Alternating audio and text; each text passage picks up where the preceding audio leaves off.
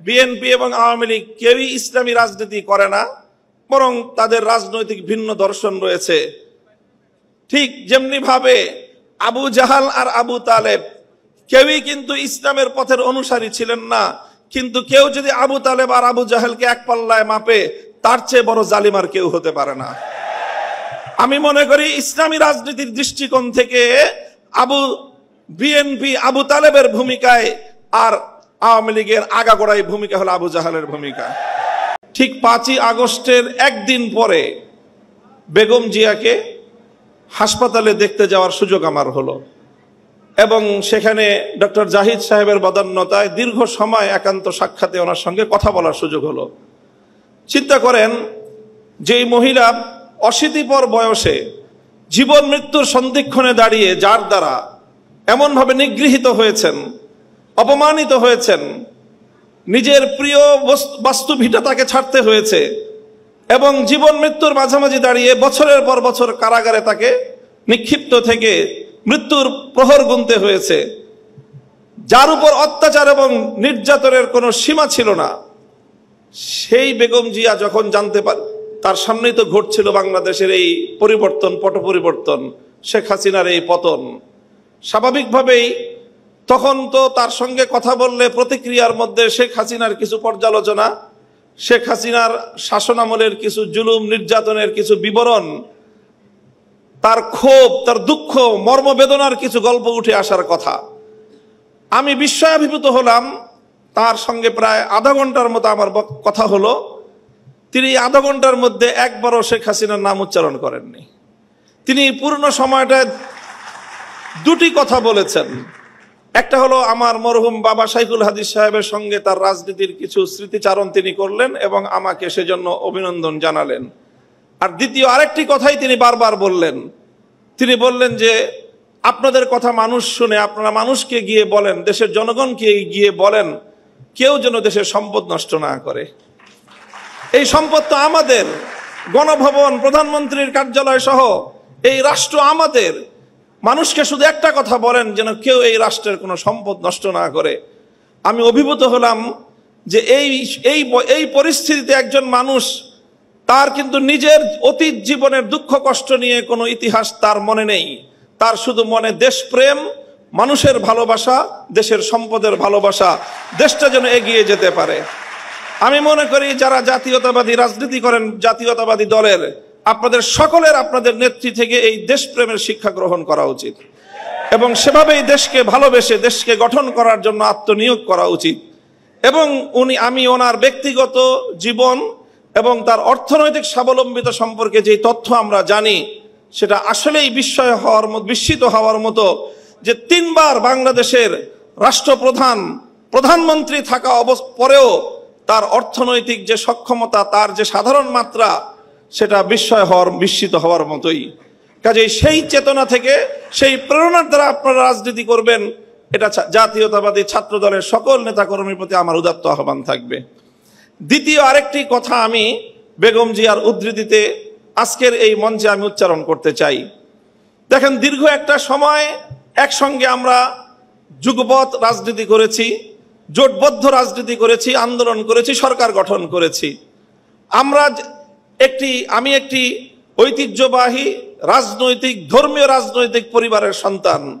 আমাদের রাজনীতির মুখ্য উদ্দেশ্য হলো আল্লাহর জমিনে আল্লাহর দ্বীন প্রতিষ্ঠিত করা, আল্লাহর জমিনে খেলাফত ব্যবস্থা কায়েম করা। এটাই হলো আমার রাজনীতির মূল দর্শন।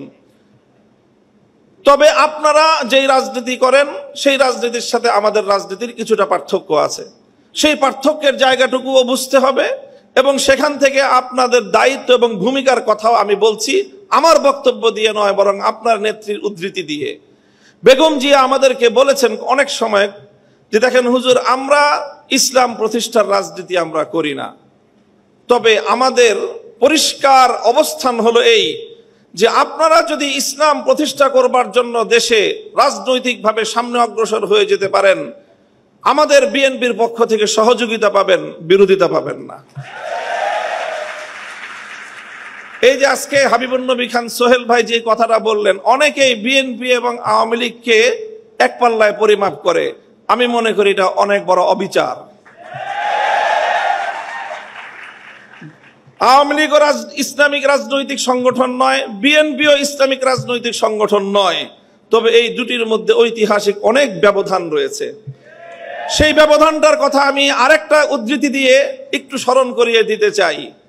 বাংলাদেশ জাতীয়তাবাদী দলের একজন মরহুম নেতা, সাবেক মন্ত্রী চৌধুরী কামাল ইবনে ইউসুফ, আপনাদের অনেকের নাম মনে থাকার কথা, তার একটা উদ্ধৃতি, তিনি একদিন এক প্রসঙ্গে বলেছিলেন, একটা কথা বলতে গিয়ে বিএনপির প্রতি তার নিজের যে অধিকার, সে অধিকার সাব্যস্ত করতে গিয়ে বলেছিলেন যে বেটা আমি 200 বছর ধরে বিএনপি করি।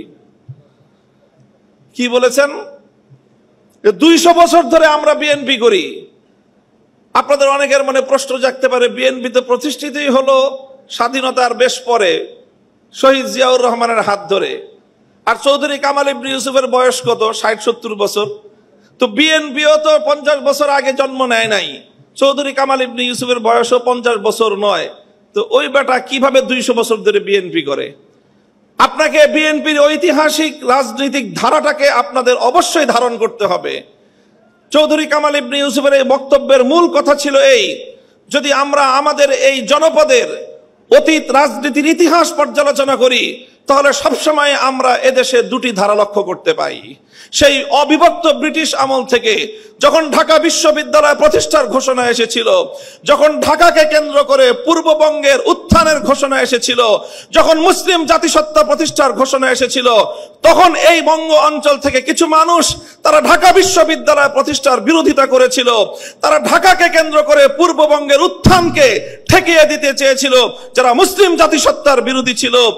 এই ঐতিহাসিক ধারা সেই ব্রিটিশ আমল থেকে চলে এসেছে, আর এই ধারায় এইভাবে দুটি ধারা প্রতিষ্ঠিত হয়েছে, সংঘাত চলেছে, লড়াই চলেছে।